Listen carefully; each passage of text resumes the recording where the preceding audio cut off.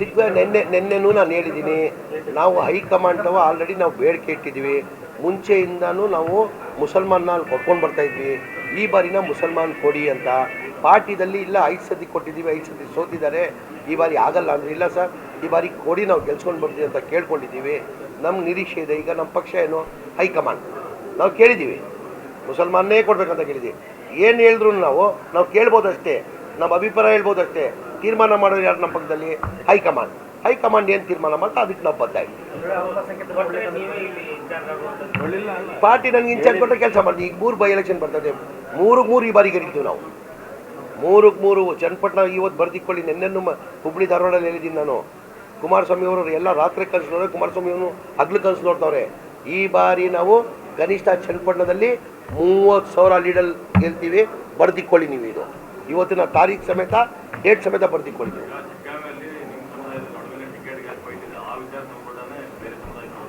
ಈಗ ಡಿಮ್ಯಾಂಡ್ ಇದ್ರೆ ತಾನೇ ಫೈಟ್ ಇರೋದು.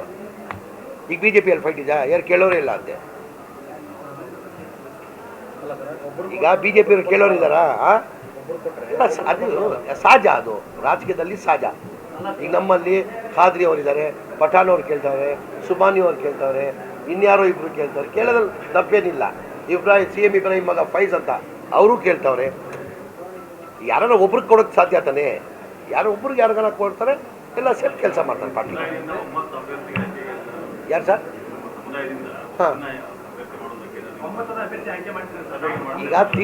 ಈಗ ಪಕ್ಷ ತೀರ್ಮಾನ ತಗೊಳ್ಬೇಕು. ಯಾರು ಪಾರ್ಟಿ ಅಲ್ಪಸಂಖ್ಯಾತರನ್ನೇ ಕೊಡ್ಬೇಕಂತ ತೀರ್ಮಾನ ಮಾಡಿ ನಾವೆಲ್ಲ ಕೂತ್ಕೊಂಡು ಜಬರ್ದಾ ಇದ್ದೀವಿ, ನಾವಿದ್ದೀವಿ, ನಸೀರಮ್ಮ ಸಾಹೇಬ್ ಇದ್ದಾರೆ, ನಾವೆಲ್ಲ ಕೂತ್ಕೊಂಡು ಒಂದು ಅಭ್ಯರ್ಥಿನ ಫೈನಲ್ ಮಾಡ್ತೀವಿ.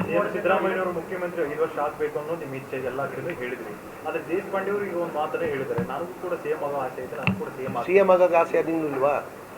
ನಿಮ್ಗಿದೆಯಾ ಇಲ್ವಾ ಅವಕಾಶ ಬಂದರೆ? ರುದ್ರಪಾಂಡೆಗೆ ಇಲ್ವಾ? ಹಾಂ, ಎಲ್ಲರಿಗೂ CM ಆಗ್ತದೆ, ಎಲ್ಲರಿಗೂ ಆಸೆ ಇದೆ.